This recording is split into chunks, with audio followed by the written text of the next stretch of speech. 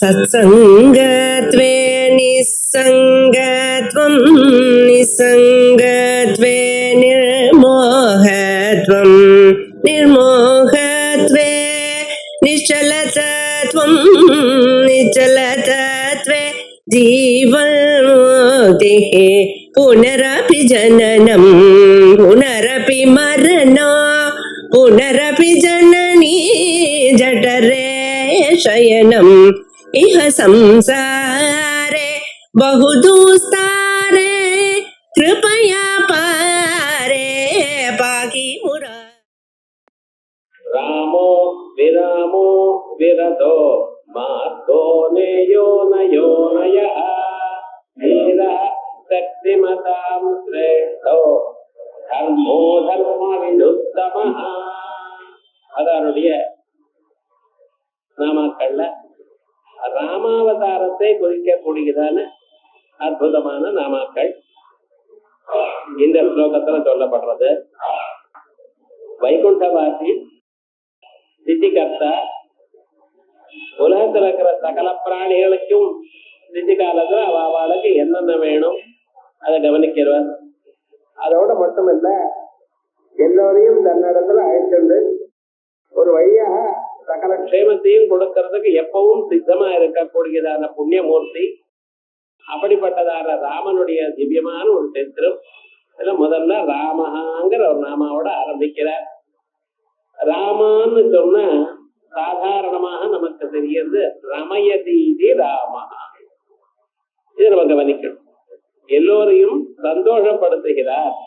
அப்படி எல்லோருக்கும் சந்தோஷப்படுத்துகிறார்னா எல்லோருக்கும் அவரிடத்துல ஒரு ஆத்மஸ்வரூபம், ஒரு ஆனந்தம் இருக்கு.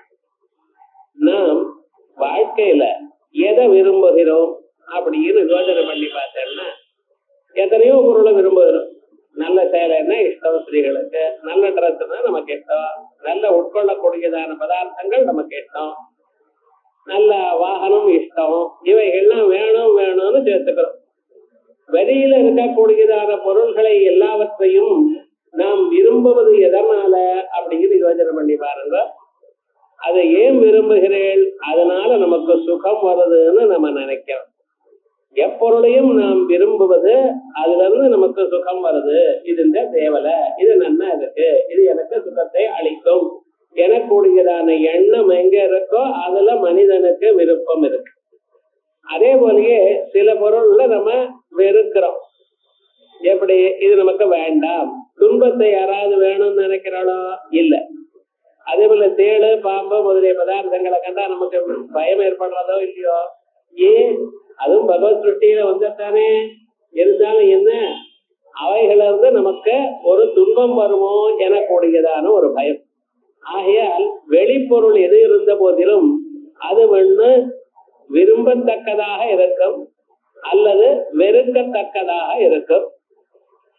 விரும்பத்தக்கதா இருக்கக்கூடியதான பொருள்கள் அது தங்களுக்கு சுகத்தை அளிக்கிறது என்று தாங்கள் நினைக்கிறீர்கள், கருதுகிறீர்கள்.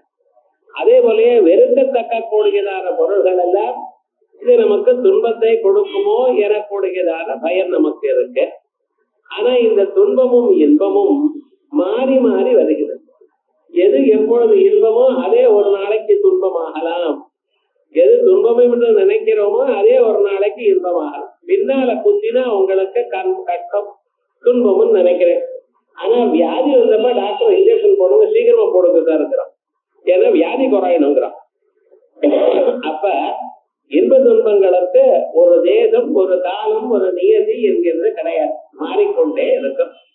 இந்த இன்ப துன்பங்களுக்கு அப்பாற்பட்டதாக எப்பொழுதும் சுகமாகவே இருக்கக்கூடியதான பொருள் ஏதாவது இருக்கா என்று பார்த்தீடையானால் அது உங்களுடைய ஆத்மா தான். எல்லோருக்கும் தன்னிடத்துல தனக்கு ஒரு நாளும் கஷ்டமே கிடையாது. தான் தனக்கு எப்பொழுதும் பிரியம். மற்ற பொருள்கள் எல்லாம் தனக்கு இஷ்டமா இருந்தா பிரியம், தனக்கு சுகத்தை அளிக்குமேயானால் பிரியம், தனக்கு சுகத்தை அளிக்கலைன்னா அது அப்பிரியம். ஆனால் நான் எனக்கு எப்பொழுதும் பிரியம்தான். நான் எனக்கு வேண்டாம்னு சொல்வேனோ? இல்லை. இப்படி எல்லோருக்கும் பிரியமான பொருள் இருக்க பார்த்தா அந்த பொருளுக்கு நாம் வேதாந்தங்களில் ஆத்மாங்கிறோம். இதே ஆத்மா தான் இங்க ராமஹாங்கிற பெயர்ல சொல்லப்பட்டது. ஏன்னா ரமயதி, எல்லோரையும் சந்தோஷப்படுத்துகிறார். எப்படி சந்தோஷத்தைப்படுத்துகிறார் அவர் அப்படின்னு கேட்டா, எல்லோருக்கும் ஆத்மஸ்வரூபமா இருந்து கொண்டு நிஜமான சந்தோஷம் இங்கத்தான் இருக்கப்பான்னு காட்டக்கூடியதான ஸ்வரூபம் ராமன். அதனால்தான் அவருடைய வாழ்க்கையில எத்தனை கட்டங்கள் வந்தாலும் அத்தனை கட்டங்களையும் நான் வாங்கி கொண்டேன். காட்டுக்கு அனுப்புறதோ அல்லது ஆரியா வியோகமோ, அதற்கு பிறகு அதுக்கு சகாயம் பண்ணினதான ஒரு பட்சியை கொல்லப்பட்டதோ, ராவணனை கொன்னதோ, இத்தனை பதார்த்தங்களும் அவ்வளவு கட்டங்கள் வந்த போதிலும் அவர் அவைகளை சந்தோஷமாக ஏற்றுக்கொண்டிருக்கார். காரணம் என்னன்னா உள்ள சந்தோஷம் இருக்கு. ஞாபகம் வச்சுக்கோ, மனுஷனுக்கு சந்தோஷம் வெளிப்பொருளால் இல்லை. வெளிப்பொருளால் வருது என்று நினைக்கிறதெல்லாம் அவனுடைய அஞ்ஞானம், அறியாமை. நிஜமான சந்தோஷம் உங்களிடத்துலதான். எப்பொழுதும் தாங்கள் சந்தோஷமா இருக்கிறது தாங்கள் முயற்சி பண்ணணுமே தவிர அப்பொருள் வந்தா சந்தோஷம்னா வந்த பொருள் போனா துக்கம். எப்பொழுதுமே உங்களுக்கு சந்தோஷம் இருக்கணுமே, ஆனால் உங்களிடத்துல உங்களுக்கு சந்தோஷம் வரணும். தங்களுடைய ஆத்மஸ்வரூபத்தை தாங்கள் அறியணும். அந்த ஆத்மஸ்வரூபம் தான் ராமஹாங்கிறது. பகவான் என்ன பண்ணினார், தத்ரட்வா ததேவானோ பிராவிதது அப்படின்னு சுருத்தி சொல்றது. உலகங்களை படைத்தார், படைத்த உலகங்களுக்குள் தான் பூந்து கொண்டார். அதே போல உங்களிடத்துக்குள்ளே அவர் பூந்து கொண்டிருக்கார். எப்படி பூந்து கொண்டிருக்கார்?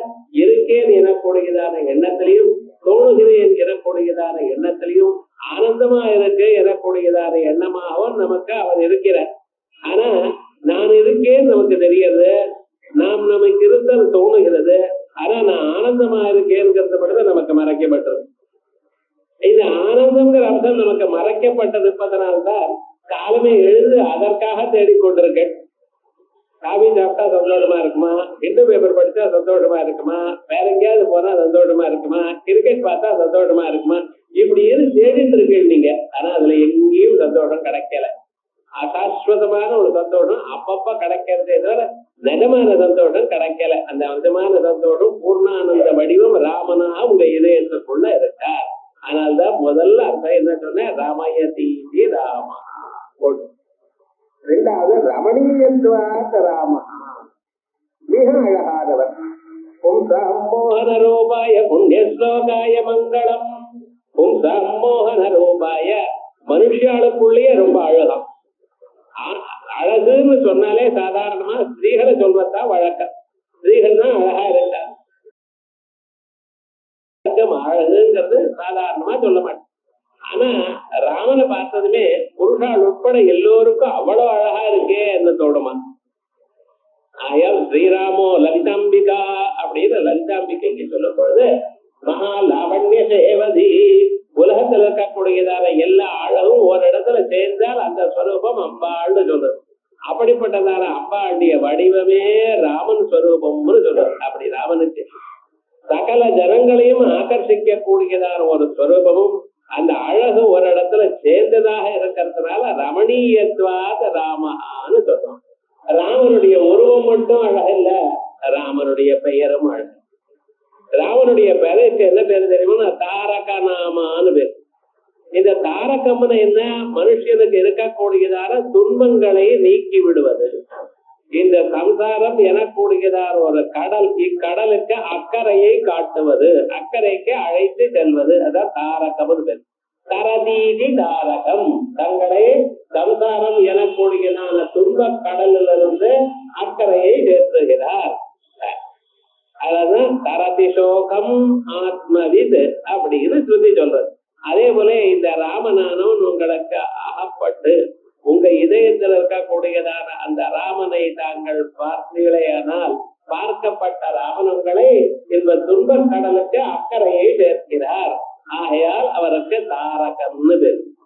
அதான் தாரக நாமான்னு பேர். லோகத்துல எத்தனையோ பெயர்கள் இருக்கு. ஆனா இந்த ராமாங்கிற பெயர்ல ஒரு விசேஷம் இருக்கு. என்ன தெரியுமோ, இந்த ராமன் நாமம் சொன்னேனால் எப்படிப்பட்டதான துன்பம் இருந்தாலும், எப்படிப்பட்டதான பாபம் இருந்தாலும் அத்தனை பாபங்களுக்கும் பரிகாரமாக ராமநாமா அமைஞ்சிருக்கு. காசியில எந்த பிராணி பிராணனை விட்டாலும் சரி அவளுக்கு முக்தி கிடைக்கிறதுன்னு ஒரு பழமொழி சொல்ற. காசியாந்து மரணான் முக்தி அப்படின்னு. காசியில மரணத்தை அடைந்தால் முக்தின்னு சொல்கிறீர்களே, எப்படி கேள்வி கேட்டா ஸ்ருதி சொல்றது, காசியில விஸ்வேஸ்வரன் இருக்கார். அந்த விஸ்வேஸ்வரன் சர்வதா சர்வகாலமும் ராமநாமாவா ஜபிச்சுட்டு இருக்கார். என்ன சார் பரமேஸ்வரனுங்களே ராமாவை ஜபிக்கிறீங்களே, ராமநாமன்னு? ராமன் மகாவிஷ்ணுடைய அவதாரம் அல்லவா? சிவஸ்ய ஹிருதயம் விஷ்ணு, விஷ்ணோஸ்ய ஹிருதயம் சிவா. ரெண்டு பேருக்கும் வித்தியாசம் இல்லை. அந்த பரமேஸ்வரன் சர்வதா சர்வகாலமும் ராமநாமாவை சொல்லிக் கொண்டிருக்கிறார். இந்த ராமநாமாவை சொல்லிக் கொண்டிருக்கிற அவர் அந்த காசி கஷேத்திரத்துக்குள்ள வருணகட்டுல இருந்து அதிகட்டு வரைக்கும் நடுவுல இருக்கக்கூடியதான பிராந்தத்துல எப்பொழுதும் எந்த பிராணி, ஒரு ஈயா இருக்கட்டும், எறும்பா இருக்கட்டும், மனிதனா இருக்கட்டும், வேற எதுவா இருக்கட்டும், அது பிராணனை விடுற சமயத்துல அதனுடைய வலது காதுல ராமநாமாவை சொல்றாங்க. இந்த ராமநாம சொன்னேனால் எம் எம் பாவம் ஸ்மரன் தேகம் யஜதி அந்தே கலேவரம் சந்தமேவ ஏதி கௌந்தேய சதா தத்பாவ பாவிதா. எந்தெந்த எண்ணத்தை நினைத்து கொண்டு ஒரு மனிதன் கடைசியில் பிராணனை விடுகிறானோ அவன் அந்த நினைப்பிலேயே இருந்து கொண்டு அந்நிலையை பெறுகிறான் என்று சாஸ்திரம் சொல்றது. கடைசியில நீங்க பிராணம் இந்த டக்குனை எப்ப கிளம்புறதோ அப்ப சொல்றாரா, அது வரைக்கும் ஐயோ அப்பான்னு சொல்லிட்டு இருப்பேன். ஆனா அந்த லாஸ்ட் மொமெண்ட்ல கடைசி ஞானம் ராமநாம ஞானமா ஒண்ணுபடி பண்ற. அப்ப என்ன பண்ற, நீங்க பிரம்மலோகத்துக்கு போறேன்.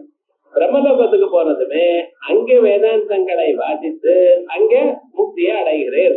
மறுபடியும் இவ்வளவுல திருப்பி வர போறதில்லை. ஆகையால் தான் காசியாந்த மரணான் முக்தி அப்படின்னு சொன்னது அப்படிங்கிறது. இப்ப இந்த காசியில மரணத்துக்கு அந்த ராமநாமாவுக்கு இவ்வளவு வேல்யூ இருக்கு சார். எப்படிப்பட்டதான வேல்யூ? முக்தியை அளிக்கக்கூடியதான ஞானத்வாரா, ஞானத்தை கொடுத்து முக்தியை அளிக்கக்கூடியதான வேல்யூ இருக்கு. ரொம்ப பேர் காசியிலேயே மரணிக்கிறவரு 10-15 வருஷமா அங்கேயே வசிப்பா. ஏதோ ஒரு காரணத்துக்காக வருவா. அங்கிருந்து காசியை தாண்டினதுமே பிராண்ட விட்டுருவா. என்ன பண்றது? நம்ம கையில இல்ல. இருந்த போதிலும் அந்த காசி கஷேத்திரத்துக்கு ஒரு மதிப்பு இருக்கு என்று சொல்றேன். அதுக்கு காரணம் காசிக்கு மதிப்பு அங்கே விஸ்வேஸ்வரன் பண்ணக்கூடியதான ராமோபாசனம். அதே போலயே நமக்கு ராம மந்திர சவணம். இந்த ராமநாமாவை தான் தாரக நாமான்னு சொல்லக்கூடியதான ஒரு வழக்கம். லோகத்துல எந்த ஒரு செயல் பண்ணினாலும் அந்த செயலுக்கு அதுல வரக்கூடியதான பாபத்துக்கு பிரதிகாரம் உண்டு, அந்த பாபத்துக்கு பிராயச்சித்தம் உண்டு. ஏதோ ஒண்ணு பண்ணினோம், தப்பா போயிடுச்சு, சாரி சாருங்கிறோம். நம்மளால ஒரு வியக்திக்கு ஒரு நட்டம் வந்தா அந்த நட்டத்தை கொடுக்கிறோம், ஏதோ ஒண்ணு பண்றோம். ஆனா சில பாபங்களுக்கு பிராயஷ்சித்தம் இல்லை என்று சாஸ்திரம் சொல்றது. அதான் பஞ்ச மகா பாதங்கள்னு பேரா. எது? ஒரு அந்தணரை கொல்வது. இப்ப மற்ற பேரை கொண்டா பாபம் இல்லையான்னு கேட்கக்கூடாது. மற்ற பேரை கொண்டா பாபம் உண்டு. ஆனா அந்த பாபங்களுக்கு பிராயஷ்சித்தம் பண்ணிக்கலாம். ஆனா வேதாத்தியனம் பண்ணி சாஸ்திராத்தியனங்களும் உபாசனங்களும் பண்ணக்கூடியதான உத்தமமான பிராமணரை கொன்னதையான அதுக்கு பிராயஷ்சித்தம் கிடையாது. அதுக்கு ஒரு 20 ஜென்மம் ஆன பிறகுதான் ஸ்வசோகர கரவற்றானாம் அப்படின்னு நாயாகவும் பன்னியாகவும் கழுதையாகவும் ஒட்டகமாகவும் இப்படி எல்லாம் 20 ஜென்மா பிறந்து அதுக்கு பிறகுதான் அவனுக்கு கர்மா எப்படி இருக்கோ அதுக்கு தகுந்த மாதிரி பிறப்பா அப்படின்னு பிரம்மஹத்திக்கு ஒரு தோஷம் சொல்லியிருக்கு. அதே போல தங்கத்தை திருடுவது ஒரு தோஷம். அதே போல அந்தணரா இருந்து கொண்டு மதுபானம் பண்றது ஒரு தோஷம். மற்றவா பண்ணினா பரவாயில்லையா, யாரு பண்ணினாலும் தப்புதான். ஆனா அவைகளுக்கு பிராயஷ்சித்தம் உண்டு. ஆனா அந்தணர் மதுபானம் பண்ணினாரே யாரால் அதுக்கு பிராயஷ்டம் இல்லை. அதே போல குர்வங்கனாகமனம். இப்படி இந்த 4 பேர் இந்த 4 தோஷங்கள் பண்ணினவனோட சேர்த்தாலும் ஒரு பாபம். இவைகளுக்கெல்லாம் பிரதிகாரம் இல்லை அப்படின்னு சொல்றது. ஆனால் இல்லைன்னு சொன்னா எப்படி சார்? ஒரு மனுஷன் தெரியாம பண்ணிவிட்டான், ராகத்வேஷாதிகள்னால பண்ணிவிட்டாரையானா அதுக்கு விடுதலையே கிடையாது, அவருக்கு மோட்சமே கிடையாதுன்னு சொன்ன தப்பல்லவா? மனிதன்னு சொன்னா அவனுக்கு ராகத்வேஷாதிகள் கொடுத்ததுனால சில சமயத்துல விரும்பு விரும்புனாலும் தெரியாம ஏதோ கோபத்தினால பண்ணிவிடுறார். அவனுக்கு எப்படி ஏதாவது ஒரு உபாயம் சொல்லணுமே அப்படின்னு கேட்டா அதுக்கு சொல்றது கடைசியில ஆயுர்வேதத்துல விஷ்ணு சஹஸ்ரநாமத்தை பாராயணம் பண்ணுங்க. ஒரு நாள் இல்ல, பண்ணிட்டே இருந்தோம், சில நாளுக்கு பண்ணிட்டே இருந்தோம்.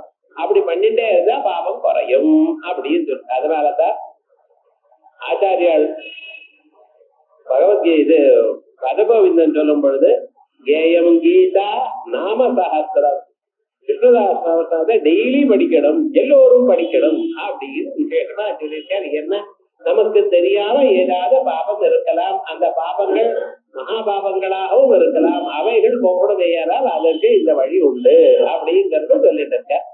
அப்படி சொல்லக்கூடியதார் விஷ்ணு சஹஸ்ரநாமத்துல மிக சிறந்ததார நாம இந்த ராமஹாங்கிற ஒரு நாமம். ஏன்னா இதுக்குள்ளதான் தாரக நாமா, அகல்யை காப்பாத்தினவர் ராமநாமா.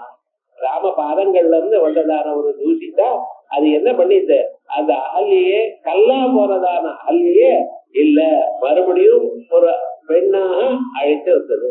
அவளுடைய சகல பாபங்களையும் அழித்து மறுபடியும் உத்தமமாக அந்த முனிவரால, கௌதம முனிவரால சேர்த்துக் கொள்ளக்கூடியதான ஒரு சந்தர்ப்பம் கொடுத்தது. இவ்வளவும் கொடுத்தது ராமநாமான்னு சொல்றமேயானால் இந்த நாமாவுக்கு அவ்வளவு மதிப்பு. ஆனா ஒண்ணு தெரிஞ்சுக்கணும், நம்ம தேசத்துல இந்த பாப்பம் படிவிட்டே இந்த மேல ஒதுக்கப்பட்டவன் என்கிறது கிடையாது. யாரா இருந்தாலும் சரி, அவர் அந்தனரா இருக்கட்டும், அந்நியனா இருக்கட்டும், பணக்காரனா இருக்கட்டும், ஏழையா இருக்கட்டும், சதாச்சார புருஷனா இருக்கட்டும், ஒரு ஆதாரமும் தெரியாதவனா இருக்கட்டும், எல்லோருக்கும் பகவான் காப்பாற்றுறதுக்கு சித்தமா இருக்கார். ஆனா அவன் திருந்தணும். அவன் மனதளவுல நான் திருந்திவிட்டேன், நான் உன்னை நினைக்கிறேன், உன்னை நேசிக்கிறேன் அப்படின்னு பகவான் இடத்துல வணங்கி அவன் தன் மனதை செலுத்துவாரே என அவனை எடுத்துக் கொள்வதற்காக பகவான் சித்தமா இருக்கார். அபிச்சே சுதுராச்சார அஜதேமாம் அனன்யபா சாதுரேவ சமந்தவ்ய சம்யக் வியவசிதோஹிதா. அபிச்சே சுதுராச்சார, உலகத்தில் இருக்கக்கூடியதான எல்லா பாபத்தையும் மூட்டைய சேர்த்து நீ பண்ணின போதிலும் நான் ஒரு தரம் நான் உனக்கு சேர்த்தவன்னு நிஜமா வணங்கினால் நான் எல்லா பாவத்தையும் எடுத்து விட்டு கணக்கு புதுசா எடுத்துக்கிறேன், இன்னிலிருந்து ஆரம்பிக்கிறேங்கிற அப்படிப்பட்டதான தயாமயன் பரமாத்மா ராமச்சந்திரன்.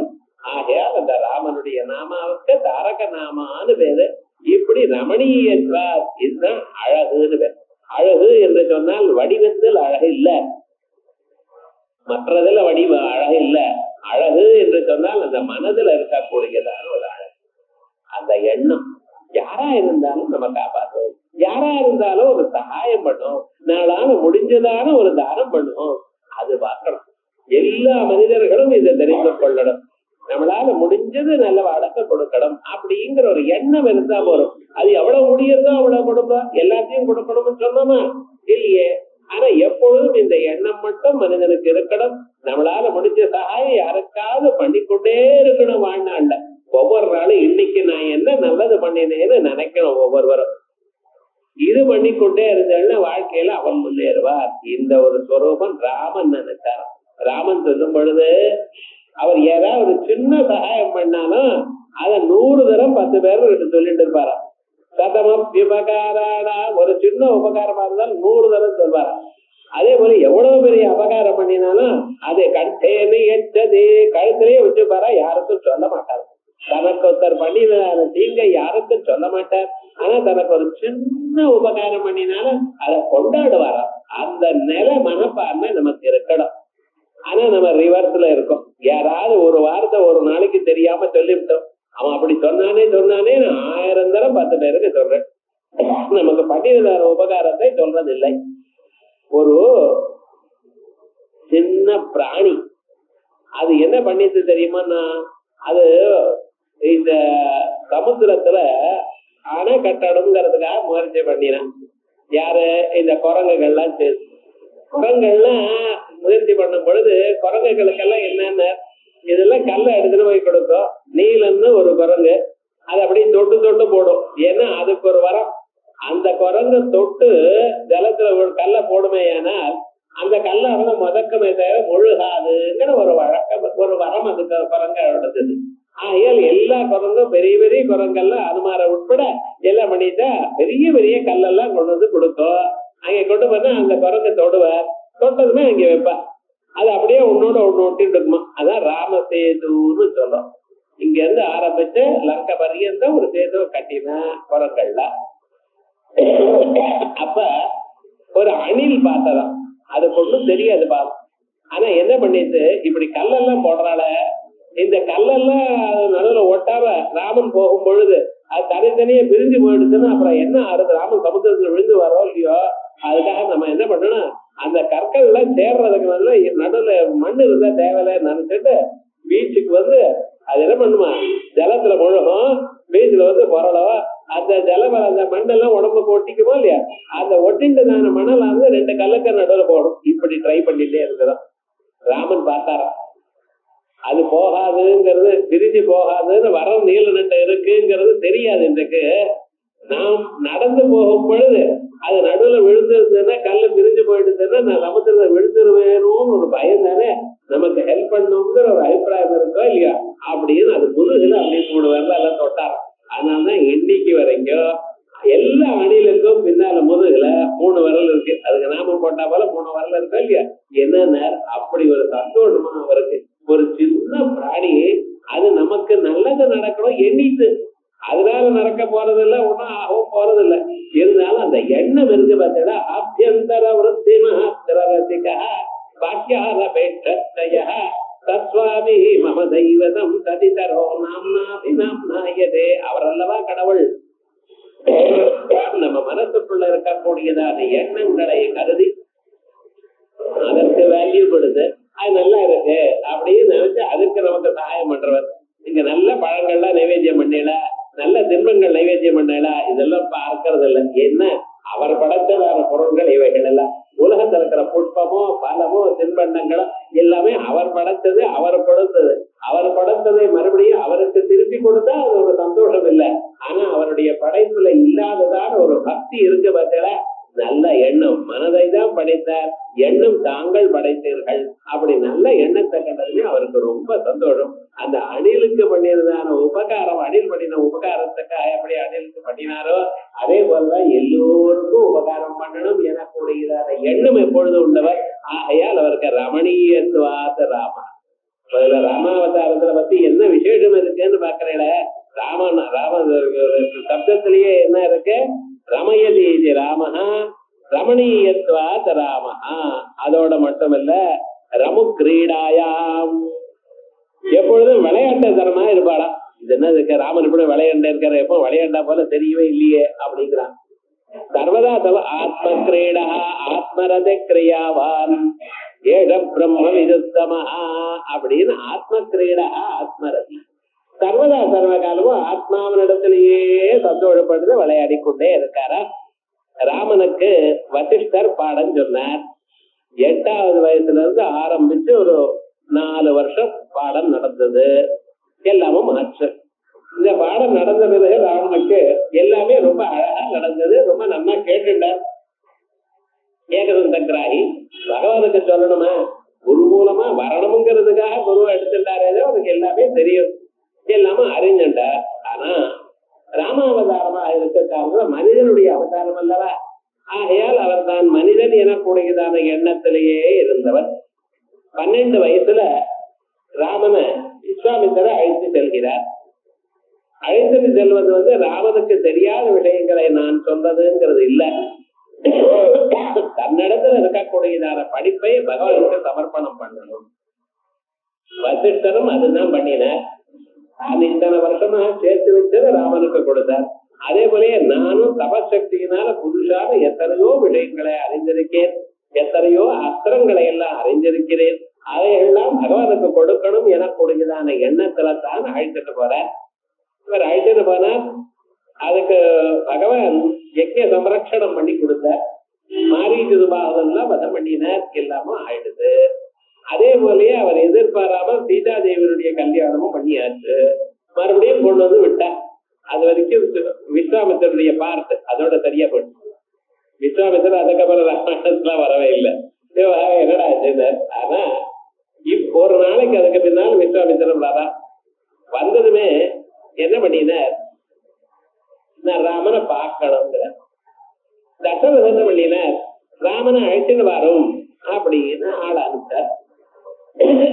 ஆள அனுப்பிச்சதுமே தூதாள்லாம் போய் ராமனிட்ட போய் சேர்றார். அப்பா கூப்பிடுறான்னு சொன்னா ஓடி வந்துடுவார். ஆனா போறதுக்கு முன்னாலே அந்த தூதாள் சொன்னாலாம் தசரதர்கிட்ட, ரொம்ப நாளா நம்ம பாக்குறோம் ராமனை, அவர் வாழ்க்கையில ஒரு விதமான இஷ்டமே இல்லாம இருக்கார், எதையும் உட்கொள்றதில்லை, சர்வதா சர்வகாலம் எதை சொன்னாலும் சில சமயத்துல கேட்கிறதே இல்லை, அவர் மனசுல ஏதோ ஒரு தாபம் இருக்கா போல காணப்படுகிறது அப்படின்னு பார்த்தார். ராமனுக்கு தாபமா? ராமனுடைய நாமாவை நான் சொன்ன மாத்திரத்தினால என் மனசுல இருக்கிற தாபம் போகிறது. எனக்கு கவலை வந்தா நான் ராமா ராமா என்கிறேன்.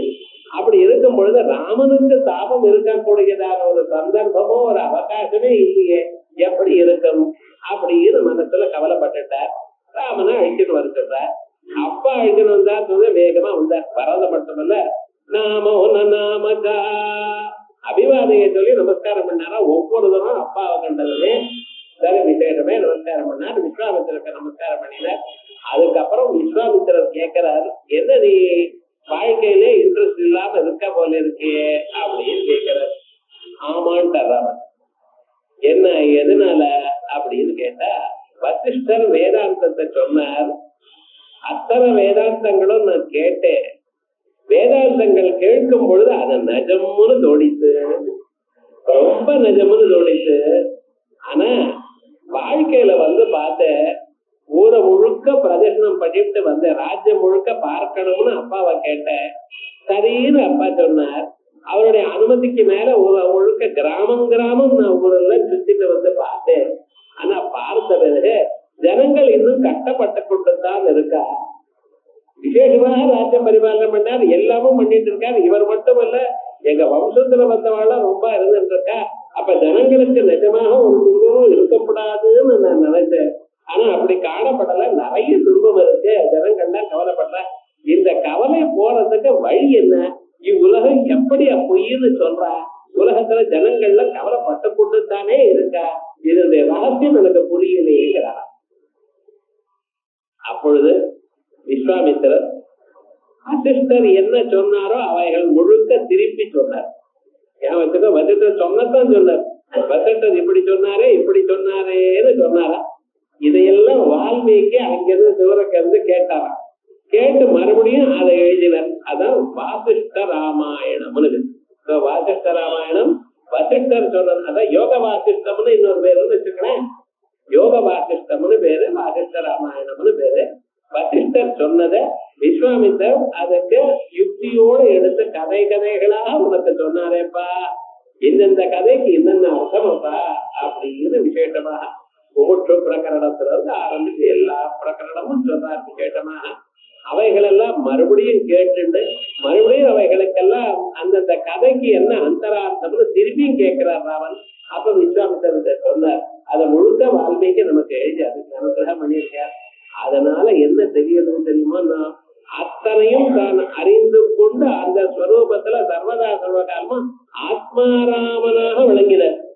முன்னார தசரத ராமனா இருந்தவர் யோக வாக்கியத்தை கேட்ட பிறகு ஆத்மாராமா ஆத்மரதி ஆத்மக்ரீடா ஆத்மக்ரீடா ஆத்மரதி கிரியாவா ஏட பிரம்ம விதாம் உத்தவா அப்படிங்கிற வரிஷ்டாங்கிற ஒரு அப்படி ஆத்மஸ்வரூபத்தை அறிந்து ஆத்மாவிலேயே ஆனந்தமாக இருந்தவர், ரமித்துக் கொண்டிருக்கிறவர். ஆகையால் அவருக்கு ரமு கிரீடாயாம் எனக்கூடியதான தாத்வர்த்தமும் அவருக்கு பொருந்துறது. ஆகையால் அவருக்கு ஆத்மா ராமா அப்படின்னு பேரு. அதே மாதிரியே வேதம் சொல்றது அயம் சித்வாதோ ரமதே பரேஸ்மின் அப்படின்னு ருக்வேதம் சொல்றது. ஆகையால் அப்படிப்பட்டதான ரமதே பரே அஸ்மின் பரபிரம்மத்தினிடத்துல எப்பொழுதும் ரமித்துக் கொண்டிருப்பதனால் அவருக்கு ராமன் என்று பெயர். ஞாபகம், யார் பரபிரம்மத்துல ரமிக்கிறாளோ அவளுக்கு லௌகிகமான காரியங்கள் வெகு அழகா பண்ணுவான். நாம நினைக்கிறோம் எப்பொழுதும் அவன் பிரம்மத்தையே நினைச்சிருந்தா லௌகிக காரியங்கள் மறந்து போயிடுமோன்னு கிடையாது. பர்ஃபெக்டா இருக்கிறவன் ரொம்ப பர்ஃபெக்டா பண்ணிட்டு இருப்பான். சைக்கிள் நன்னா தெரிஞ்சவன் பேலன்ஸ் இருக்கணும், ரெண்டு கையை விட்டு போவான், கீழே விழ மாட்டான். சார் கீழே விழுறது யாருன்னா ரெண்டு கையும் வச்சுட்டு பத்திரமா இங்கேயும் இங்கேயும் பார்த்துன்னு போற பார்த்தா அவன் தான் எங்கே முட்டப்படாதோ அங்கே முட்டுவான். ஏன் தான் தெரியாது விவகாரம் முழுக்க. ஆனா எல்லாத்தையும் விட்டு மறந்து பிரம்ம பகவத்தினிடத்துல மனசை சேர்த்து கொடுத்தவன் அவன் எந்த காரியமா இருந்தாலும் அது எப்படி பண்ணணுமோ அப்படி பண்ணுவான். அப்படி ராமனுடைய அவதாரத்தை இத்தனையும் பண்ணினதுக்கு காரணம் அயந்தித்வாதோ ரமதே பரேஸ்மிம் ராஜதே ஸ்வேமஹிம் இது ராமஹா. உபனிஷத்து சொல்றது பிரம்மம் எங்கே சார் இருக்கு? உலகங்கள் எல்லாம் பிரம்மத்துல இருக்கு. புஸ்தகம் டேபிள்ல இருக்கு. டேபிள் எங்க இருக்கு? பூமியில இருக்கு. அந்த பூமி எங்க இருக்கு? 4 பில்லரை எழுப்பி வச்சிருக்கேன் சார், அது மேல இருக்கு. அப்படித்தானே நாங்கள் சொல்றேன். எந்த பொருளை கேட்டாலும் அப்பொருள் எங்க இருக்கு என்றதான ஒரு கேள்வி நம்ம மனசுல உதிக்கிறது. அதற்கு சமாதானம் இங்க இருக்குன்னு சொல்றோம். வேட்டி எங்க இருக்குன்னா தோள்பட்டை மேல இருக்குன்னு சொல்றேன். தோள்பட்டை எங்க இருக்கு? சரீரத்துல இருக்கு. சரீரம் எங்க இருக்கு? சேர்ல இருக்கு. சேர் எங்க இருக்கு? பூமியில இருக்கு. எப்பொருளை கேட்டாலும் அப்பொருள் எங்க இருக்கு என்கிறதுக்கு ஒரு சமாதானம் இருந்து கொண்டே இருக்கு. ஆனா பிரம்மம் எங்க இருக்குன்னு கேட்டான். மத்தானி சர்வபூதானி நகமத்தானி பாரதா. எல்லாமும் என்னிடத்துல தான் அப்பா இருக்கு. ஆகாசத்தில் எல்லா பொருள்களும் இருக்கு. ஒரு ஸ்பேஸ் இருந்தா அங்க பொருளை வைக்கிறோம். ஆனா அந்த பொருளானது அந்த ஸ்பேஸ் எங்க இருக்குன்னு எங்க சொல்வேன். அதே போலயே பிரம்மம் எங்க இருக்கு என்கிற கேள்விக்கு இங்க இருக்கு அங்க இருக்கு என்று சொல்ல முடியும். எங்கும் இருக்கு, தன்னிடத்துல தான் இருக்கு. அந்த பிரம்மமானது அதுக்கு வேறையாக இன்னொரு இடம் சொல்ல முடியலையே, தன்னிடத்திலேயே தான் இருக்குன்னு சொல்றதுனால ராஜதே ஸ்வேமஹிம்னி அதவான மஹிம்னி அல்லது வேற எங்கேயும் இல்ல, தன் வீரியத்திலேயே நான் இருக்கார் என்று சொல்ல வேண்டியதான். ராமோ ரமயதாம் சிரேஷ்டா. உலகத்துல சந்தோஷப்படுத்தக்கூடியதான வியக்திகள்ல ராமன் மிக சிறந்தவர்னு ராமாயணமே சொல்றது. அதே போலயே குணாபிராமம் ராமம் சுந்தரகாண்டத்துல சொல்லும் பொழுது அனுமார் சீதாதேவிக்கு ராமனை பத்தி சொல்லுன்னு கேட்கிறா சீதாதேவி. எதற்குன்னு அவர் சீதாதேவிக்கு நம்பிக்கை ஏற்படணும். நான் ஒரு குரங்கா வந்திருக்கேன், அவளுக்கு எப்படியாவது பேசணும். ஏன்னா அங்க இருக்கக்கூடியதான பரிஸ்திதிகளை கண்டதுமே நான் எதையும் சொல்லாமல் நான் மறுபடியும் வந்துட்டேனே, ஆனால் அந்த அம்மா பிராணனை விட்டுவிடுவா. ஆகையால் நான் வந்த செயலானது வீணாக போகிவிடும் என்பதற்காக ராமனை பத்தி சொல்லித்தான் போகணும் என்று கருதினார். எப்படி பேசுவது? சம்ஸ்கிருதத்துல பேசினாலோ அவர் ராவணன் என்று நினைப்பா, அல்லது வேற பாஷையில பேசினாலோ அவளுக்கு புரியவோ புரியாதோ. எப்படி சொல்ற? என்ன பேசுறது? எப்படி பேசுறது? ஒண்ணும் தெரியல. கடைசியில ஆரம்பிச்சார். ராமாயணத்தை சொன்னாதான் சரியா வரும். தசரதோ நாம சதகுஞ்சர வாதிவான் அப்படின்னு ஆரம்பிச்சு தசரதர் அப்படிங்கிற சக்கரவர்த்தி இருந்தார். அவருக்கு 4 பிள்ளைகள். அதுல ராமன், லட்சுமணன், பரதன், சத்ருகன் இப்படி வரிசையா பேசிட்டே அவருக்கு சீதாதேவின்னு ஒரு மனைவி இருந்தா. அவ அப்பா வார்த்தகத்தினால காட்டுக்கு வந்தார். காட்டுக்கு வரும்போது சீதாதேவியை அழைத்துட்டு போயிட்டான். ஒரு ராவணன் எடுத்துட்டு போயிட்டான். அவனை தேடிக்கொண்டு அத்தனையோ ஆயிரக்கணக்கான குரங்குகள் எல்லா ஊருக்கும் கிளம்பிட்டு, அதுல கிளம்பினதுல தட்சிண திக்கல குலவனான குரங்களுக்குள்ள நான் ஒத்தனா இருக்கேன், நான் கண்டேன் சீதையேன்னு முதல்ல அங்கே சொன்னாரா. விவகாரம் என்ன? இத பார்த்ததுமே அடாடா இது என்ன புதுசா இருக்கேன், நம்ம சரித்திரத்தை சொல்றா போல இருக்கேன்னு சொல்லி அப்படி உன்னம்யவதனம் தீரோ தலையை தூக்கி மேல பார்த்தாலும் வேட்டைதார்ஜுனபத்ரம் தம் வித்யுத் சங்காத பிங்களம் அப்படின்னு வெள்ளை வேட்டியை கட்டிட்டு மின்னல் குடி மாதிரி பிரகாசித்து கொண்டிருக்கக்கூடியதான் ஒரு குரங்க பார்த்தத அடுத்த கடம் அவர் கீழே குதிச்சார், நமஸ்காரம் பண்ணினார். சீதாதேவிக்கு மேல பருவங்கள்லாம் சொன்னார். அப்பொழுது சீதாதேவி இவர் நிஜமாக நாம தூதன் தானா இல்லையா என்று அறிவதற்காக ஒரு கேள்வி கேட்டார். கதம் ராமஸ்ய சரிதம், ராமனுடைய ஸ்வரூபம் படிக்க லக்ஷ்மணே, ராமன் எப்படி இருப்பார், லக்ஷ்மணன் எப்படி இருப்பார், அவருடைய குணகணங்களை சொல்லுங்க அப்படின்னு. அப்பொழுது தெரிஞ்சது ஜானந்தீமாம் திதவத்யாட்சி, எல்லாம் தெரிந்து கொண்டே தாங்கள் கேட்கிறேன் அப்படின்னு ராமனுடைய சம்ஸ்காரம் என்னமா இருக்கு அப்படின்னு ராமனுடைய சரீரங்கள் தலை முதல் கொண்ட பாதம் வரைக்கும் அத்தனையும் சொல்றார். சொல்லிவிட்டு கடைசியில கூடாபிராமம் ராமம் குணங்கள் உலகத்துல இருக்கக்கூடியதான எல்லா விதமான நல்ல குணங்களும் அவரிடத்துல இருக்கு. அதோடு மட்டுமல்ல எல்லோரையும் ஆகர்ஷணம் பண்ணக்கூடியதான எல்லோருடைய மனசுக்கும் சந்தோஷப்படுத்தக்கூடியதான குணம் அவரிடத்துல இருக்கு. ஆகையால் அவருக்கு ராமன்னு பேருன்னா ரொம்ப சந்தோஷப்பட்டா சீதாதேவிக்கு. நிஜமா இவர் ராவணனா இருந்தா இப்படி சொல்லி இருக்க முடியாது. ராமனோட க்ளோஸா பழகி இருக்கிறவாளுக்குதான் இப்படி தெரியும் அப்படின்னு தெரிஞ்சு அப்புறம் ஒரு கேள்வி கேட்டாலே. என்ன கேள்வி கேட்டாலும் தெரியுமா? ராமன் மனுஷன், சுக்ரீவன் குரங்கு, நரவானரங்களுக்கு எப்படி ஃப்ரெண்ட்ஷிப் ஏற்பட்டதுன்னு கேள்வி கேட்டது. இது நீங்க ராமாயணம் எத்தனை நேரம் படித்தாலும் இந்த டவுட்டே வராது. ஏன்னா நம்ம வாசிக்கிற காலத்திலேயே இது ஒரு கதை அப்படின்னு தானே வாசிக்கிறோம். சினிமா கதை மாதிரி தானே வாசிக்கிற ராமாயணத்தை. அதுக்குள்ள நிஜமா நடந்ததான ஒரு ஸ்வரூபம் எனக்கூடியதான எண்ணத்தில் நம்ம பார்க்கல. அத அந்த அம்மா கேள்வி கேட்டா வானராணாம் நராணாம் சக்கியம் கதம போது என்னமா வந்ததுன்னு கேட்டாளா. அந்த மாதிரி கொஞ்சம் யோசனை பண்ண விடு. நவவியாக்கரண பண்டிதன், சகல சாஸ்திரமும் வாசித்தவர். ஒரு க்ஷணம் இந்த கேள்விக்கு எப்படி பதில் சொல்றதுன்னாரா. ஒண்ணும் இல்லைம்மா, ராமன் மனுஷன்னு சொல்றேன், சுக்ரீவன் குரங்குன்னு சொல்றேன், அவ ரெண்டு பேருக்கு சம்பந்தம் எப்படி ஏற்பட்டதுன்னு சொல்றேன். தாங்கள் மனுஷியா, நான் குரங்கு, நமக்கு எப்படி சம்பந்தம் ஏற்பட்டது? கேள்விக்கு சமாதானம் வந்தாச்சு. விவகாரம் என்னன்னா, ஒரு சந்தர்ப்பம் வறுமையானால் யாரா இருந்தாலும் நமக்கு சகாயப்படுவான். உற்பதம் பிரதிபந்தத்யா பிராதாபிவினவச்சதே. நல்ல வழியில இருக்கிறவன் யாரா இருந்தாலும் அவங்க திரியந்தோபி சகாயதா. ஒரு மனுஷன் நல்ல வழியில இருக்குமையானால் இருப்பானையானால் அவனுக்கு விலங்குகளும் சகாயம் பண்ணும். ஒரு மனுஷன் நல்ல வழியை விட்டு கெட்ட வழிக்கு போகாயனால் உடம்புறதான் இருக்கிறவன் கூட போயிடுவான்.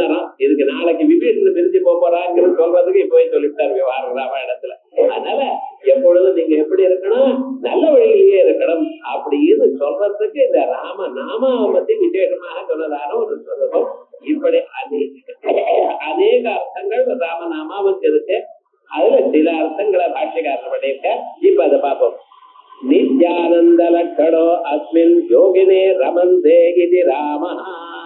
நித்யானந்த லட்சணேஸ்மின், எப்பொழுதும் ஆனந்த வடிவமாகவே இருக்கக்கூடியதான இவரிடத்தில் ஞாபகம் அவர் நித்யானந்த ஸ்வரூபம். நித்யானந்தம்னு ஒரு காலத்துல துன்பம் இருந்து துன்பம் போன பிறகு ஆனந்தம்னு அபகதபாப்மா விஜரோ விமிருத்யோ, சர்வதா ஆனந்த வடிவமாகவே இருக்கிறவர். ஆனா துன்பம் என்கிறது தோன்றதே அது என்ன வேஷம் போட்டு இருக்கார் உங்களுக்காக. காட்டுக்கு போகும் பொழுதோ மற்ற சந்தர்ப்ப சமயத்திலேயே அவருக்கு துன்பமானது கிடையாது. கர்மாபதே ராஜ்யம் மாம்சாப்யரண்யம் நயத பதாதிம் நாசீத்யோ நோகா. தர்மாபதேசாத்யஜதா ஸ்வராஜ்யம். ராமன் ராஜ்யத்தை விட்டு வெளியில வந்தார். ராஜ்யத்தை விட்டு நீ போன்னு தசரதன் சொன்னாரா? அவர் சொல்லவே இல்லை. அவர் மயக்கத்தில் கடந்திருந்தார். அப்பாவுக்கு என்ன ஆச்சுன்னு கேட்கிறார். அப்ப கைகேயி சொல்றார், எனக்கு ஒரு காலத்துல பிரதிஜை பண்ணி எனக்கு சொல்லி இருந்தார், ஒரு வரம் கொடுத்திருந்தார். இந்த ராஜன் நான் வரமா கேட்டுட்டேன் என் பையனுக்காக, அதனால உன்னை காட்டுக்கு போன்னு சொல்லணும்னு நினைக்கிறார்னு சொன்னார். அடுத்த க்ஷணம் என்ன பண்ணார், காட்டுக்கு கிளம்பிட்டார். ஏண்டார், தர்மம், பிதிருவாக்கிய பரிபாலனம்ங்கிறது தர்மம்.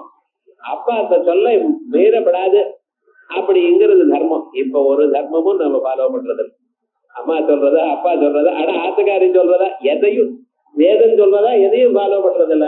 நியாயம். ராமன் என்ன பண்ணினா தர்மாபதே ராஜ்யம், இது தர்மம் எனக்கூடியதான எண்ணத்துல ராஜ்யத்தை விட்டு கிளம்பினார். மாம்சாப்யரண்யம் நயத பதாதிம். சீதா தேவிய நான் கூட வரேன்னு சொன்னப்ப அழுத்துட்டு போனாரா. எப்படி? கால் நடையில. அந்த நதியை தாண்ட பரியந்தம், அயோத்தியை தாண்ட இது வர பர்யந்தம், பரத்வாஜாசிரம பரியந்தம் தான் தேர் வந்தது. அதுக்கப்புறம் குஹன் அந்த நதியை தாண்டி அக்கறைக்கு அழிச்சுட்டு போனார். இனிமேல் நீ போயிட்டு வாட்டார். தேர் நாங்க தூங்குறப்ப எல்லாரும் தூங்கிட்டு இருக்க ஜனங்கள் போயிட்டோம்னார். ஏன்னா நான் இருக்கும் இடம் எல்லோருக்கும் தெரிந்தால் அங்க இருக்கக்கூடியதான நாட்டுல இருக்கிற மனுஷால டெய்லி ராமனை பாக்குறேன்னு வந்து விடுவா. அது இருக்க விட. ஏன்னா காட்டுக்குன்னா இதை நினைச்சிருக்காரு. காட்டுன்னா ஏகாந்தமா இருக்கிறதான காட்டுல இருக்குன்னு அர்த்தம். நீங்க காட்டுல இருக்கேன்னு நான் சொல்லிவிட்டு அங்க விசேஷமாக எல்லாத்தையும் வர வச்சிருந்தேனால் அப்புறம் அந்த காட்டுல இருக்கா போலியா அர்த்தம். ஒரு ஊர்ல என்ன பண்ணினாரா, ஒரு ராஜா இருந்தார். அந்த ராஜாவுக்கு ஒரு கண்டிஷன் ஒண்ணு இருக்கு. என்னன்னா 5 வருஷம் தான் ராஜாவா இருக்க முடியும். 5 வருஷம் ஆனதுமே அந்த ராஜா அவரை விட்டு போயிடும். இப்படி இருக்கிற காலத்துல எத்தனையோ ராஜாக்கள் வந்திருந்தா. ஆனா ராஜாக்கள் வந்திருந்த போதிலும் அத்தனை ராஜாக்களுக்கும் என்னாச்சுன்னு, என்னைக்கு ராஜ்யத்துல உட்கார்ந்துட்டு இருக்கோம் அன்னைக்கு முதல் நாள் தான் சந்தோஷம். அன்னையில இருந்து 5வது வருஷம் நமக்கு ஆயிடும், அப்புறம் ராஜ்யம் போயிடும், இந்த சுகங்கள்லாம் இல்லை அப்படின்னு நினைச்சிட்டு என்னைக்கே ராஜ்யத்தை சுகத்தை அனுபவிக்கல. ஒரு ராஜா மட்டும் என்ன பண்ணினான்னு தெரியுமா, ராஜேந்திரன் இருக்கான், வந்துட்டே இருக்கான். கடைசியில என்ன செய்தார், 5 வருஷம் ஆச்சு, உங்களுக்கு நாளையில இருந்து ராஜ்யம் இல்லைன்னார். சந்தோஷமா இருந்தார். என்ன சுவாமின்னார், நான் எனக்கு இந்த ராஜ்யம் இல்லைன்னா இன்னொரு ராஜ்யம் இருக்கு அப்படின்னார். என்ன அப்படி சொல்றே அப்படின்னார். ஒண்ணும் இல்ல, நான் என்னைக்கு ராஜாவா ஆனேனும் அன்னில இருந்து நான் ஒரு பிளான் போட்டேன் பாருங்க. என்ன ஆச்சுன்னா, இது பக்கத்துல ஒரு காடு இருக்கு, அந்த காடுல இதே மாதிரியே ஒரு அரண்மனையை பண்ணி வச்சிருக்கேன், கட்ட சொல்லிட்டேன்.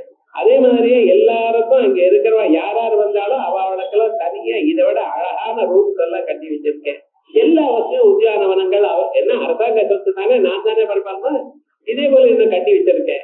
நாளைக்கு இங்க இருந்து அங்கே போவேன், இந்த ஜனங்கள்லாம் இங்க இருக்கிறத விட அதோட அழகான பேலஸ் எல்லாம் அங்க நான் கொடுத்துருக்கேனோ இல்லையோ அவளுக்கு எல்லாம் அங்க இருந்துட்டு போற, இங்க அடுத்த வருஷம் ராஜாவுக்கு தான் ஒண்ணும் இருக்காதுன்றான். அதனால என்ன விவகாரம்னா, ஒரு மனுஷன் முதல்ல இருந்து பிளான் பண்ணிட்டே இருந்தான்னு வச்சுங்களேன், எல்லாத்தையும் சௌக்கியமா இருக்கலாம்னு சொல்றது அந்த கதை. அதை விடுங்க. அதே மாதிரி என் ராமன் என்ன பண்ணினார் தெரியுமா, அவர் சீதா தேவியோ அழைச்சிட்டு வரும் பொழுது அது வரைக்கும் வந்தவரை இனிமேல யாரும் வரப்படாதுங்க, ஏன்னா யாராவது இங்க வருவையானா நான் காட்டுல இருக்கணும்னு சொன்னதானே எங்க அப்பா, வார்த்தை கெட்டு போயிடுமப்பா. ஆகையால் நான் காட்டுல இருக்கணும், காட்டுல இருக்கக்கூடியதான் நான் ஏகாந்தமாக இருக்கணும். ஏகாந்தமா இருக்கிறவையானா தேரோட தேரோட்டிக்கு கூட தெரியப்படாது இவர் எங்க இருக்காங்கிறது. ஆகையால் நீங்க போயிடுங்க, நான் காட்டுக்குள்ள போறேன்னு சொல்லிட்டு ராமன் லக்ஷ்மணன் சீதா தேவி நடந்து போனாலும். அதனால்தான் மாம்சப்யரண்யம் பதாதிம் நயத பதாதிம் நாசித்யதா, இந்த சந்தர்ப்பங்கள்லயும் அவருக்கு மனசுல கவலை இல்லையா. நாசித்யதா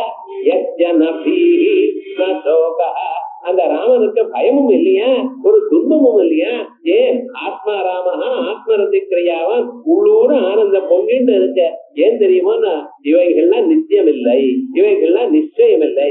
ஒரு மனிதனுக்கு தன்னிடத்துல இருக்கக்கூடியதான ஒரு ஆத்ம சுகம்தான் நிஜமே சுகம். நிதி ஜாலா சுகமா ராமுனி தன்னிதி ஜாலா சுகமா அப்படிங்கிற தியாகையார் பண்ணினாரே, அந்த ஸ்வரூபத்தை தான் அனுபவித்தாரா.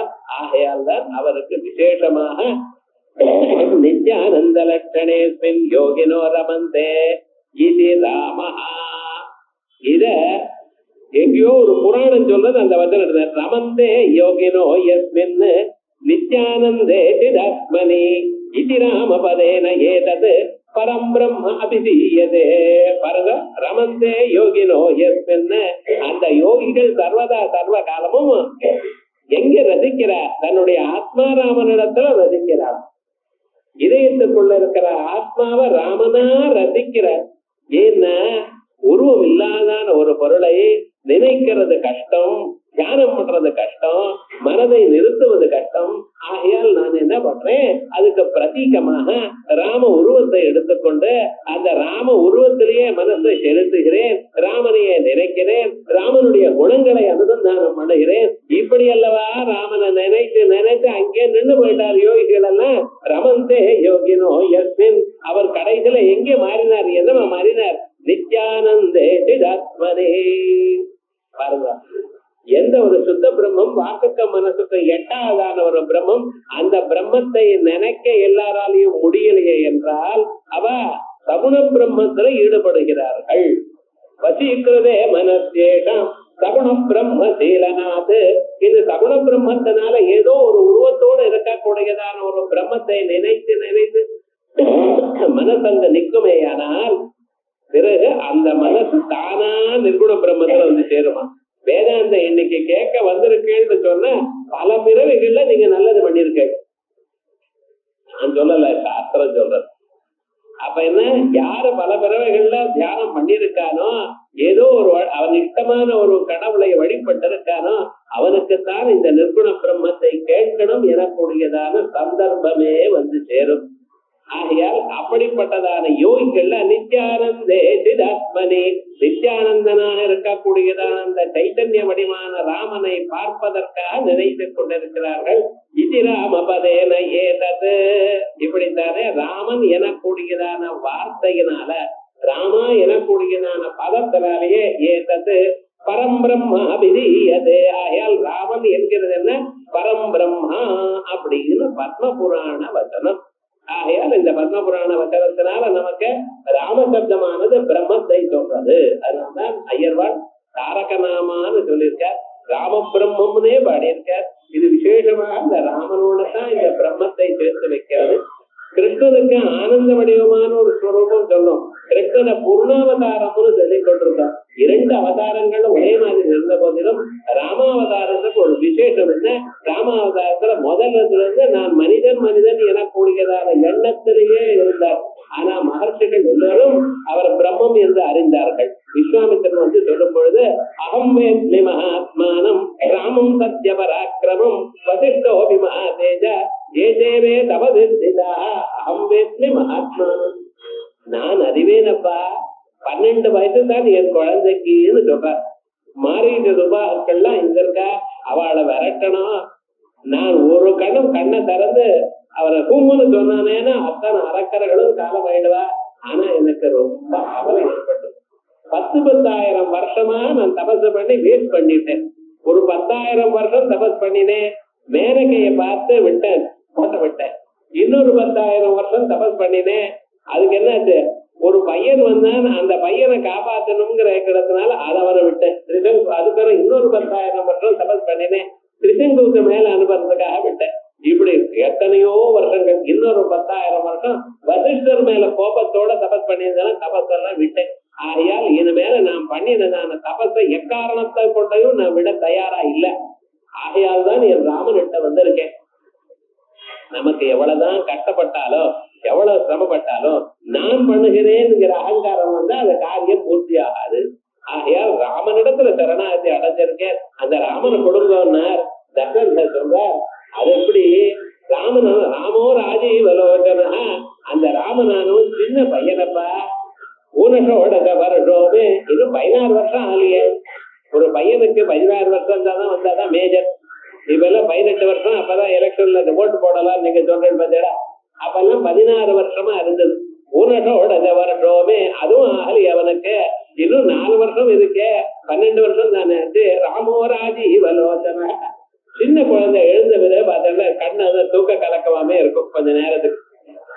அது மாதிரி இது தூக்க கலக்கமாவே இருக்க. ராமோர ஆஜீவலோச்சனா நயுத்த யோக்கியதாமத்திய, அவனுக்கு யுத்தம் பண்ணக்கூடியதான யோக்கியதை இருக்குன்னு நான் புரிஞ்சுக்கலேன். பத்தியாதி சகரட்சதை, அதோட அரக்கர்களோட யுத்தம் பண்ணக்கூடியதான யோக்கியதை அவனுக்கு இருக்கா என்ன? யாரு? வசிஷ்டர் சொல்லி கொடுத்து எத்தனையோ வசிஷ்டர் பாஸ் பண்ண பிறகு இவர் டவுன் பண்றாரு. ஏன்டா என் ராமன்னுங்கிற எண்ணம். நம்ம குழந்தை என்னதான் இருந்தாலும் நமக்கு ஒரு நம்பிக்கை வர மாட்டேங்கிறது. பார்த்தீங்களா, அவன் பரீட்சை எழுதுறாரு, இவர் ஜெபம் பண்ணிட்டே இருக்க, அவன் பாஸ் பண்ணவே அதான் ஃபர்ஸ்ட் வர போறாரு. இருந்தாலும் நம்பிக்கை இல்லை. அதே மாதிரி ராமன் மேல நம்பிக்கை இல்லாம இப்படி பேசினாரா? விஸ்வாமித்திரன் சொல்ற, அப்படி சொல்லாதீங்க. அகம் வேத்மி மகாத்மானம், ஊனஷோட வருஷோமேனு 16 வயசு ஆகலைங்கிற. அதுக்கு ஆன்சர் அகம் வேத்மி மகாத்மானம், நான் அறிந்தேன் அவர் மகாத்மான்னு. ஏதோ ஒரு சாதாரண மனுஷன், பெரும் ஆள் அவர். மகான்னா பெரும், ஆத்மா ஆள். அவர் பெருமாள் ஐயா. எதிர்க்க வந்திருக்கிறவர் என்னோ சாதாரண உங்க காலத்துல விளையாடுற குழந்தைன்னு நினைக்காதீங்க. அகம் வேத்மி மகாத்மானம் ராமோ ராஜீவலோச்சனா நீங்க சொல்ற அப்படி நினைக்காதீங்க. அவர் எல்லாம் அறிந்தவர். ராமம் சத்திய பராக்கிரமம், நிஜமான பராக்கிரமம் எங்க இருக்கு? ராமனிடத்துல தான் இருக்கு. இதை நான் அறிவேன். ராமம் சதி அபராக்கிரமம், நல்லவர் இடத்துல தன் பராக்கிரமத்தை காட்ட மாட்டார். துஷ்டத்துல காட்டக்கூடியவரை நல்லவர் இடத்துல பராக்கிரமத்தை காட்டாததான ஒரு வியக்தி. ராமம் சத்திய பராக்கிரமம், பராக்கிரமம் பரிபூர்ணமாக எப்பொழுதும் நிறைந்துள்ளவர், நல்லோர் இடத்தில் தன் பராக்கிரமத்தை காட்டாதவர். நயுத்த யோக்கியதாமஸ்தி அத்தியாமித ரக்ஷதை அப்படின்னு சொல்றேன். அப்படியே வசிஷ்டோபி மகாதேஜா. கேட்கல வசிஷ்ட, உமக்கு டவுட்டா இருந்தா வசிஷ்டரை கேட்டு பாருங்க. ஏன்னா வசிஷ்டர் வாயாலேன்னு சொல்றோம் இல்லையோ, அவரே சொல்ல போறாரு. யார்? ராமன் பெரியவர். நீர் என்ன கேட்கிறீட? ஒரு வசிஷ்டருக்கு தான் தெரியும் நினைச்சுட்டு இருக்கீட. இந்த உலகத்துல இருக்கிற அத்தனை மகர்ஷிகளும் நீங்க கேட்கலாம். ஏஜே மே தபதிஷ்டிதா, தபசுல இருக்கிற எல்லோருக்கும் இந்த விஷயம் தெரியுமே அப்படின்னு சொல்றாரா. அது மாதிரி சகல பதார்த்தங்களும் எல்லாம் அறிந்ததான ஒரு மகாத்மா, எல்லோராலையும் சொல்லக்கூடியதான ஒரு மகாத்மாவா அந்த ராமன் இருந்தார். ஆகையால் பரம் பிரம்மாபிதீயதே, பத்மபுராணே. அதோட இல்ல, ஸ்வேச்சையா ரமணீயம் வபோ வஹன்வா தாசரதி ராம. ஸ்வேச்சையா ரமணீயம் வபு, தன் இஷ்டமாக எடுத்துக்கொள்ளப்பட்டதான சரீரம். நமக்கெல்லாம் ஒரு அழகான சரீரம் வந்திருக்கு. ஒவ்வொருவரும் நம்ம சரீரத்தை நன்னா இருக்குன்னு தான் நினைக்கிறோம். யாரும் தான் அழகிலே நினைக்க மாட்டான். அது ஸ்வபாவம். உங்களை விட இன்னொருத்தர அழகு ஜாஸ்தின்னு சொல்றது, நான் அழகு நான் குருபின்னு யாராவது நினைக்கிற இடம் கிடையாது. வீட்டுல இருந்து வெளியில வரும்பொழுது கண்ணாடிக்கு முன்னால இருந்து நம்மளை கண்டு நம்மளே சிரிச்சுட்டு வெளியில வரோம். ஏன் சுவாமின்னு இன்னொருத்தர் பார்த்து நம்மளை சிரிக்க கூடாது பார்த்தேடா. அப்ப நமக்கு நம்மளே சிரிச்சுக்கிறோம், நான் நல்லா இருக்கேன், ரைட், அழகா இருக்கு அப்படின்னு பார்த்துட்டு வரோம். அப்ப என்ன, ஒவ்வொருவருக்கும் தான் அழகா இருக்கேங்கிற ஒரு எண்ணம் இருக்கத்தான் இருக்கு. ஆனால் இந்த சரீரம் நமக்கு எப்படி கிடைச்சது? நாம விரும்பி இது கேட்கல. விரும்பி இருந்தா இன்னொன்னு விரும்பி இருக்கலாமோ என்னமோ, அது போல சரீரம் கொடுங்கோ, இது போல சரீரம் கொடுங்கோன்னு கேட்கல. ஏன்னா நாம கேட்டதா தெரியல. நமக்கு போன ஜென்மாவுல எவ்வளவு கொடுப்பினை இருந்ததோ அதுக்கு தக்க மாதிரிதான் சரீரம் கிடைச்சிருக்கு. சில பேர் குள்ளமா பிறக்கிறான், சில பேர் நீளமா பிறக்கிறான். அம்மா அப்பா 2 பேர் நீளம் சார், குழந்தை குள்ளமா இருக்கான், என்ன சொல்றேன்? இல்ல அம்மா அப்பா 2 பேரும் குள்ளமா இருக்கான், இவன் வந்து ஆஜானுபாவா இருக்கான், ஏதாவது சொல்ல முடியுமா? அம்மா அப்பா 2 பேரும் கருப்பா, குழந்தை வெளுப்பா இருக்கு. ரொம்ப ரேர் தான் வச்சுங்களேன். இருந்தாலும் என்னடா ஜன இருக்க லோகத்துல இருக்கோ இல்லையா, 2 பேரும் ஸ்கூலுக்கே போல, அம்மா போல அப்பா போல. ஆனா விவகாரம் என்னன்னா, இவன் PhD வரைக்கும் படிச்சிருக்கான். எப்படிடா வந்ததுன்னு எங்க ஜீவித்துல வந்து யாருக்கு தெரியும்? அவன் வந்து ஏதோ ஒரு காரணத்துக்காக ஒரு இடத்துல பிறக்கிறான். அவனுடைய சரீரமோ வடிவமோ அல்லது புத்தி சக்தியோ அது அவளிடத்துல இருக்கா போல வரும் என்கிறது ஜெனரல் ரூல். எக்ஸப்டன்ஸ் உண்டு. ஆனா அந்த எக்ஸப்டன்ஸ் எதனால வருது? அவாபா பண்ணியதுனால, பழைய ஜென்மம் அது பண்ணியதுனால கர்மாவுக்கு தகுந்ததான ஒரு சரீரம். இதெல்லாம் மனிதர்களுக்கும் பிராணிகளுக்கும். ஆனா பகவானுக்கு இந்த சரீரம் இல்லை. அவர் என்ன, மாயையினால ஒரு சரீரம். ஜன்ம கர்மஜமே நித்தியம். பகவான் கீதையில சொல்லும் பொழுது என்னுடைய ஜன்மா பிறவியோ என்னுடைய கர்மா இவைகளோ இன்னது என்று சொல்ல முடியாது. மாயிகமான ஜன்மா, மாயைக்கு அதீனமாக நம்ம இருக்கோம். அவர் தன் இஷ்டமாக தனக்கு எந்த சரீரம் வேணுமோ அதுக்கு தகுந்ததாக மாயினால ஒரு வடிவத்தை அடைந்திருக்கார். அதோட மட்டுமல்ல, அப்பா அவர் சூஸ் பண்ணியிருக்கார். அவர் நமக்கு தெரியாது. பிறந்த கொஞ்ச நாள் ஆனப்புறம் அம்மா சொல்லணும், இவ்வளவுதான் அப்பா அப்பா அப்பான்னு கூப்பிடுன்னு சொன்னா ஓஹோ அப்பா, அவ்வளவுதான் நினைச்சிட்டு இருக்கோம் மனுஷியாளு. ஆனா விவகாரம் அவருக்கு எப்படின்னா, பிதரம் ரோசையா மாதா, அப்பாவை தேர்ந்தெடுத்தாரா. எப்படி தேர்ந்தெடுத்தார்? தசரதனுடைய அப்பா அஜ மகாராஜா. அவர் தபசு பண்றேன்னு காட்டுக்கு போயிட்டார். தபசு பண்றேன்னு காட்டுக்கு போனார்னா அப்பா என்ன பண்ணினார்? தசரத சக்கரவர்த்தி ராஜாவா இருக்காரோ இல்லையா, அவரை பார்த்துங்கோன்னு அனுப்பிச்சிருக்கா சில பேரை தூதாள. அவளுக்கு எப்பப்ப எது வேணுமோ அப்பப்ப அவளுக்கு பண்ணி கொடுங்க அப்படின்னு பண்ணியிருக்க. எல்லா வசதியும் பண்ணி கொடுத்திருக்க. அந்த அஜமகாராஜா ஆத்துக்காரியோட சேர்ந்து கிளம்பி போனார், காட்டுக்கு போனார். அவர் வந்து மறுபடியும் நினைச்சாராம், நமக்கு எல்லா வசதிகளும் அரசாங்கத்துல வந்து இதுக்கு தபசுன்னு பேரா. 3 வேளை ஃபர்ஸ்ட் கிளாஸா வருது, காலமே இட்லி, சாயங்காலம் தோசை, அப்பப்ப காபி, எல்லாம் வந்து தபசுன்னு பேரா தரதுக்கு. தபசு என்ன அர்த்தம்? எல்லாத்தையும் விட்டு சௌக்கியமா ஏகாந்தமா இருந்து கொண்டு பகவானே தியானம் பண்ணி கொண்டிருக்கணும். இவன் அப்பப்ப உதவி பண்ணிருக்காரு. அரசாங்கத்துல இருக்கிறத விட இங்க வசதியா இருக்கு. யாருக்கும் ஒரு பதிவு சொல்ல வேண்டாம். நம்ம பாட்டுக்கு வேலைக்கு எல்லா வசதியும் வருது. ஆகையால் இது தபஸாகாது. தபசுன்னு சரீரத்தை மறந்து பகவானையே நினைத்து கொண்டிருக்கதான் தபசு என்று பேரு. அதுல வந்து குளிரோ உஷ்ணமோ இவைகள்லாம் விட்டு, சீதோஷ்ணத்தை விட்டு சர்வதா சர்வகாலம் பகவானுக்காக சரீரத்தை மறந்து பண்ணக்கூடியதான ஜபத்துக்கு தான் தபசு என்ற பெயரை தவிர சுகபோகங்களை அனுபவிக்கிறது தபஸ் ஆகாது என்று கருதி அவ 2 பேரும் சொல்லாம காட்டுக்குள்ள போயிட்டான். இவாளை எல்லாரையும் தபாய் உள்ள போயிட்டா. 10 நாள் இவ தேடிண்டே இருக்கா. தேடிண்டே இருக்கிற காலத்துல அவ எப்ப போனான்னு தெரியாது. ஒரு 2-3 நாளா இவ தேடிண்டே இருக்கா. ஆனா ஒரு நாளைக்கு இருந்தா போல இருந்து காட்டு தீ புடிச்சுடுது. எல்லா பக்கத்துலயும் தீ புடிச்சுட்டு இவ என்ன பண்ணுவா, எங்க போவா? நேரா ஓடி வந்துட்டா. வந்துடுறா. 1 வாரம் ஆச்சா அவ தசரதர்கிட்ட வரும்பொழுது வந்து தசரதர்கிட்ட சொல்ற, இது போல உங்க அம்மா அப்பா 2 பேரும் காட்டுக்குள்ள எங்களை ஏமாத்திட்டு போயிட்டா. நாங்க தேடிட்டு இருந்தோம் சில நாட்களாக, எங்களுக்கு கிடைக்கல. ஆனா அதுக்குள்ள இப்படி ஆச்சு. காட்டுக்குள்ள மாட்டிட்டோம், எங்களுக்கு வழி தெரியல, வழி ஏதோ ஒரு வழியா வந்து ஒரு இடத்துக்கு வந்து அதுக்கப்புறம் தான் நாங்க கண்டுபிடிச்சு வந்தோம். எத்தனை நாள் ஆச்சு, எப்ப அவ போனாங்களுக்கு ஒரு இன்ஃபர்மேஷன் எங்க கிட்ட இல்லைன்னு தட்டர் பார்த்தார். அவ காலமாயிட்டாருங்கிறது தீர்மானம் ஆயிடுது. ஆனா எந்த திதியில காலமானார், எப்பொழுது காலமானார் தெரியாது போனா அவளுக்கு ஈமை சடங்குகள்லாம் எப்படி பண்றதுன்னு தெரியலையே. வசிஷ்டரை கூப்பிட்டார். ஏன்னா குரு அவர் தானே, அவரை கூப்பிட்டார். அவர் தியானத்துல பார்த்தாரா, நகிதே நபதாமரிஷ்யதனயாயாஜித இவ்வழியில பகவானையே நினைத்து கொண்டு சர்வதா சர்வ காலமும் ஜபமே பண்ணி கொண்டு பகவானுக்காக இந்த சரீரம் என்று நினைத்து பிராணனை விட்டவர்கள் அவ நீ பண்ணக்கூடியதான ஈமை சடங்குகள்ல அவளுடைய தேவையில்லை, அவ வழியிலேயே போயிட்டு இருக்காங்க. அதான் உபாசனா மார்க்கத்துக்கு கௌரவம். நாமே போலாம் அப்படின்ட்டாரா. அதனால நீ ஒண்ணும் பண்ண வேண்டியது இல்லைட்டா. இது இப்படி சொல்லலாமா, பெரியவர் தர்மம் சொல்லிட்டா. ஆனா தசரதர் சொன்னாராம், நீங்க சொல்றது ரைட்டு தான், பெரியவா சொல்றது தப்புன்னு சொல்ல முடியாது, இருந்தாலும் நான் பண்ணணும்னு நினைச்சிட்டு இருக்கேன். ஏன் தெரியுமோ, நான் பண்ணலைன்னா லோகத்துல இருக்கிறவன் பண்ண மாட்டான். ஒரு ராஜாவா இருக்கிறவன் எடுத்துக்காட்டா இருக்கணும். அவரே பண்ணல, நம்ம எல்லாம் ஏன் பண்ணணும் எங்க அப்பாவுக்கு நினைச்சு விடுவார். ஆகையால் அப்படி பண்ணப்படாது, நீங்க எப்படி பண்ணணும்னு சொல்லுங்க. அப்பொழுது தர்மத்துல வச்சு அவர் இது மாதிரி பண்ணி அதுல இருந்து ஆரம்பிச்சு எல்லாத்தையும் பண்ணுன்னு பண்ண வச்சாராம். அப்படி பண்ணினார்.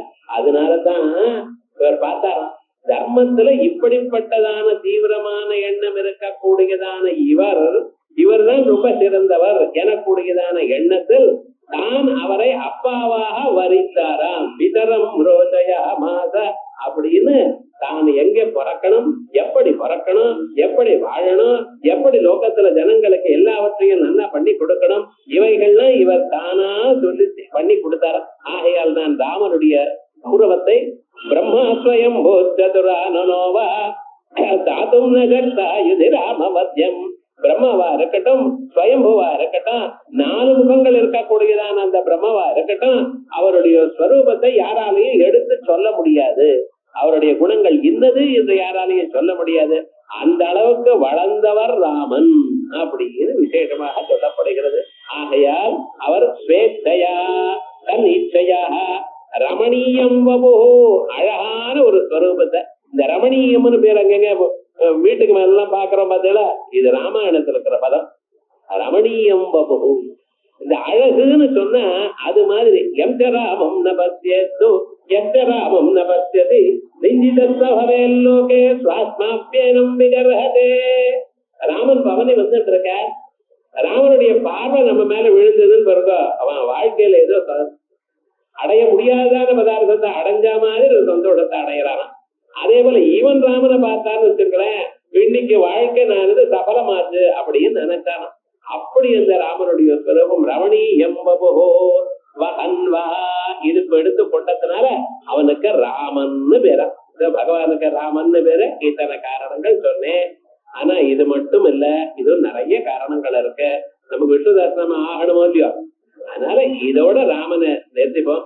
நாளையில இருந்து விராமோ விரதோ மார்கோனே யோ நயோ எல்லாம் ராமனை பத்தி தான் சொல்ல போறேன். இந்த நாமாக்கள் எல்லாமே ராமாவதாரத்தை சொல்லக்கூடியதான நாமாக்கள் தான் இது. வீரசக்திபதாம் சிரேஷ்டோ தர்மோ தர்ம விதுத்தமஹா, அது வரைக்கும் ராமாயணத்துல ராமனை பத்தி சொன்னதான ஸ்வரூபம் தான்.